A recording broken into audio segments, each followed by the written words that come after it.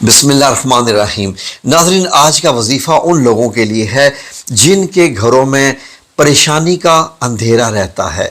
परेशानी के अंधेरे से क्या मुराद है कि उनके घर में कोई ऐसी शख्सियात हैं, कोई ऐसे बंदे हैं, ख्वाह बेटा है, बेटी है, खावंद है, भाई है, कोई भी रिश्तेदार है उस घर में, और उसके काले कारनामों की वजह से उस घर में उदासी का अंधेरा छाया रहता है। नाज़रीन, उनकी परेशानी का आलम जो है वो लोग वही सोच सकते हैं जिनके घर में ये परेशानी होती है। तो जो मैं आपको अमल बताने जा रहा हूँ नाज़रीन, ये सूरा अश-शम्स का है, और सूरा अश-शम्स एक रोशनी लाने वाली, अंधेरों से रोशनी लाने वाली सूरत है। और ये नाज़रीन यकीन करें कि दिलों को फेरने वाली, और अल्लाह रब्बुल इज़्ज़त दिलों को कैसे फेरता है, रसूलुल्लाह सल्लल्लाहु अलैहि वसल्लम ने क्या फरमाया था कि इंसान का दिल अल्लाह रब्बुल इज़्ज़त की दो उंगलियों में होता है, जब चाहे वो घुमा दे, जब चाहे वो घुमा दे अच्छाई से बुराई की तरफ, बुराई से अच्छाई की तरफ।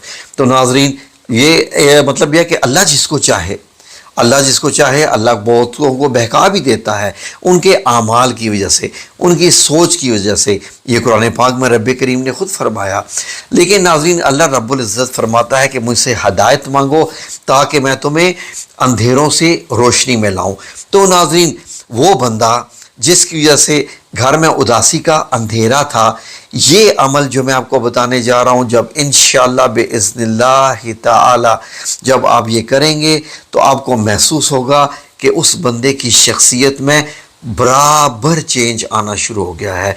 वो बदलता जाएगा यहाँ तक कि इंशाअल्लाह मेरा रब उसके कैरेक्टर को, उसके किरदार को ऐसा खूबसूरत बना देगा कि उसके किरदार की चमक से, जिस घर में उसके करतूतों से अंधेरा था, अब इस घर में उसके किरदार की जगमग से ये घर रोशन हो जाएगा। क्या खूबसूरत नाम अमल है ये वाला। ये नाज़रीन यकीन करें कि मुझे मालूम है उन माओं के मुतल्लिक़ जिनकी औलाद ख़राब निकलती है, और तरह तरह से रोज़ाना लोग कॉल्स करते हैं या दरवाज़े पर आकर खड़े होते हैं कि तुम्हारे बच्चे ने ये कर दिया, वो कर दिया, ये बुरा काम कर दिया, वो कर दिया। मोहल्ले में भी आए दिन ये ऐसे मामलात चलते रहते हैं। तो नाज़रीन ऐसे लोगों की हदायत का ये अमल है, बड़ा ही ख़ास अमल है। लेकिन अगर आप इसको वैसे ही करें इंशाअल्लाह बिइज़्निल्लाह ताला जैसे बताया जा रहा है। नाज़रीन शम्स का मतलब अरबी में सूरज होता है। सूरज का क्या काम है? सूरज का काम रोशनी देना है। सूरज नहीं है तो अंधेरे हैं। चाँद रोशनी देता है, लेकिन चाँद सूरज से रोशनी लेकर ही आपको देता है। चाँद की अपनी कोई रोशनी नहीं है। इसलिए कुरान पाक में अल्लाह रब्बुल इज़्ज़त ने सूरज को चिराग से तशबीह दी है, और चाँद को जो है वो यानी कि उधार ली हुई रोशनी का क्रय से मुराद ली गई है। तो नाज़रीन इंशाअल्लाह गौर से सुनिए कि सूरा अश-शम्स की को कैसे पढ़ना है। इसकी 15 आयत है टोटल।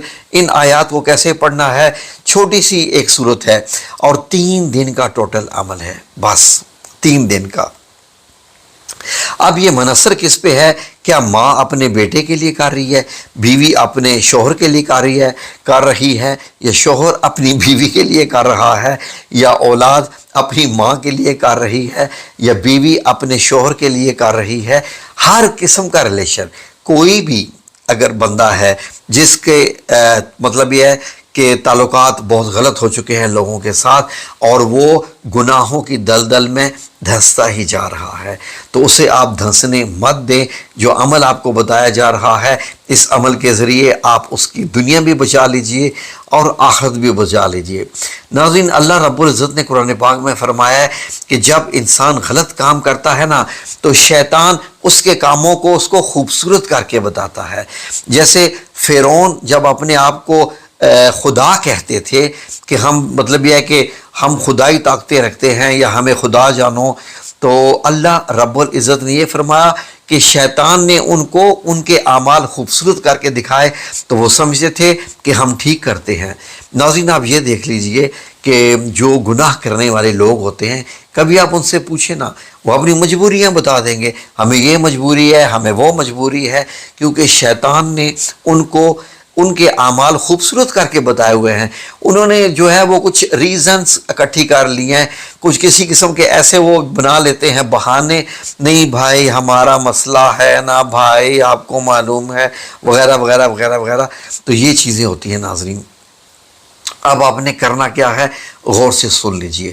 سورہ الشمس یعنی کہ سورج, تو آپ نے کیا کرنا ہے کہ 3 دن اول آخر 11 بار درود پاک, اول آخر 11 بار درود پاک پڑھنے کے بعد آپ نے صبح جب سورج نکل آئے, جیسے اشراق کا وقت ہوتا ہے اس سے پہلے تھوڑا سا ہو جائے, لیکن سورج طلوع ہو چکا ہو, سورج کی روشنی اتنی نکل آ چکی ہو کہ اس کے سائے بننے شروع ہو جائیں, یعنی دھوپ کے جو سائے بننے شروع ہو جاتے ہیں, تو اس وقت آپ نے 3 دن میں کیا کرنا ہے کہ اول یعنی کہ 11 بار درود پاک پڑھنا ہے. اور اب کیا کرنا ہے, سورہ الشمس کی پہلی 3 آیات 21 بار پڑھنی ہیں. سورہ الشمس کی ٹوٹل 15 آیات ہیں, پہلی 3 آیات جو ہیں وہ صبح سورج نکلنے کے بعد پڑھنی ہے. جو میں نے وقت آپ کو بتایا ہے, زوال کا وقت نہ ہو, اشراق کے وقت کا تقریباً ہو جائے تو چلے گا, ٹھیک ہے. تو ناظرین یہ آپ نے جو پہلی 3 آیات ہیں, ٹھیک ہے جی, جو اسکرین پہ ابھی آ رہی ہیں, ان کو آپ نے 21 بار پڑھنا ہے. یعنی کہ اگر 3 کو ملا کے 21 بار پڑھ لیں یا تینوں کو ایک ایک کر کے 21 کر کے پڑھ لیں تو ایسے بھی چلے گا, نو پرابلم, ٹھیک ہے جی. اب جب آپ نے یہ 21 بار پڑھ لی تو اب اس عمل کو اس دن کے لیے روک لیجئے. اب آپ نے کیا کرنا ہے کہ عشاء کی نماز کے بعد, جب آپ عشاء کی نماز پڑھ چکے ہیں تو آپ نے کیا کرنا ہے کہ اس کی آیت نمبر 4 وہاں سے شروع کرنا ہے. آیت نمبر 4 سے وَاللَّيْلِ إِذَا يَغْشَىٰ, کہ جب رات اسے چھپا لے, وہاں سے آپ نے شروع کرنا ہے, ٹھیک ہے جی. ان کو بھی آپ نے 21 بار پڑھنا ہے, اس کو باقی کی اس صورت کو, اور اس کے بعد 21 بار پڑھنے کے بعد اب آپ نے 11 بار درود پاک پڑھ لیا, ٹھیک ہے جی. اب یہ آپ کے 1 دن کا عمل ہو گیا مکمل. یہ آپ نے 3 دن لگاتار کا عمل کرنا ہے.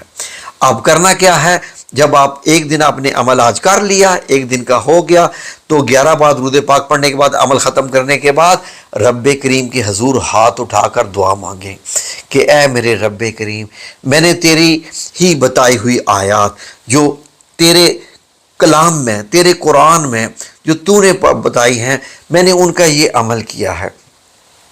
جس طرح تیرا سورج زمین کی روشنی کو چمکا دیتا ہے, ہر طرف روشنی پھیل جاتی ہے, اے میرے رب میرا یہ بیٹا, اگر بیٹے کے لیے ہے جی, اگر خاوند کے لیے ہے, بیٹے کے لیے ہے, بھائی کے لیے ہے, باپ کے لیے ہے, یہ آپ نے پھر اللہ رب العزت کو, اللہ کو معلوم ہے آپ کس کے لیے کر رہے ہیں, لیکن آپ نے بتانا ہے کہ وہ میرا بندہ, وہ میرا رشتہ دار, وہ اس کے اعمال, ان کی وجہ سے ہم بڑی پریشانی ہیں, ہمارے گھر میں غموں کا اندھیرا ہے, اے میرے رب اس کے اعمال کو درست فرما دے, اس کو ہدایت نصیب کر دے. یا رب تو ہی ہے جو کہ دلوں کو پھیرنے والا ہے, تو ہی مقلب القلوب ہے یا رب العزت.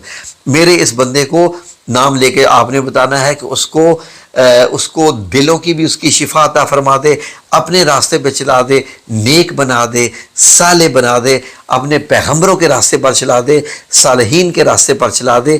نبی کریم صلی اللہ علیہ وسلم کا خاص کر بتائیں کہ ان کی جو ہے وہ سنت پر چلنے والا بنا دے, اور سب کے لیے فائدہ مند بنا دے, جو تیری مخلوق کو فائدہ پہنچانے والا بنے, سورج بن کے تیری مخلوق میں چمکے اور روشنی پیدا کرے, جہاں جائے روشنی پیدا کرے. یہ 3 دن آپ نے تینوں عمل کرنے کے بعد یہ آپ نے دعا کرنی ہے. بڑا آسان عمل ہے, آسان سا میں نے طریقہ بتا دیا ہے, آسان سا عمل ہے, یہ آپ نے کرنا ہے. اور انشاءاللہ باذن اللہ تعالی آپ اس کو چاہیں تو 3 دن کی بجائے آپ اس کو 9 دن بھی کر سکتے ہیں, ٹھیک ہے. اس کو بڑھا بھی سکتے ہیں, لیکن طاق حصوں میں رکھنا ہے. 9 کے بعد اس کو آپ 17 دن کے لیے بھی کر سکتے ہیں, لیکن 3 دن میں انشاءاللہ اثر ہو جائے گا. اور جس کے لیے آپ کر رہے ہیں اللہ رب العزت اس کو شفائے کامل عطا فرما جائے گا. اور وہ دیکھیے اس کے بعد وہ قرآن پڑھنا شروع ہو جائے گا, وہ نماز پڑھنا شروع ہو جائے گا, وہ فرما بردار ہو جائے گا, اس کو برائی بری لگنے لگے گی. ناظرین جب انسان کو برائی بری نہیں لگتی تو سمجھ لیجئے کہ وہ گناہوں کی دلدل میں اب وہ دھنس چکا ہے, اب اس کا ضمیر مر چکا, اب اس کا اس کے اندر کی جو شخصیت تھی وہ یقین کریں کہ اب وہ شیطان کے فل قبضے میں آ چکی. اب وہ بس شیطان کے راستے پار ہی چل پڑا. اللہ رب العزت میں سے بچائے، کیونکہ ایسے نفس دنیا میں بھی ہلاک، آخرت میں بھی ہلاک. اس سے بڑا ڈر لگتا ہے. ٹھیک ہے جی. اللہ ہم سب لوگوں کو نفس مطمئنہ بننے کی توفیق عطا فرمائے. آمین یا رب العالمین.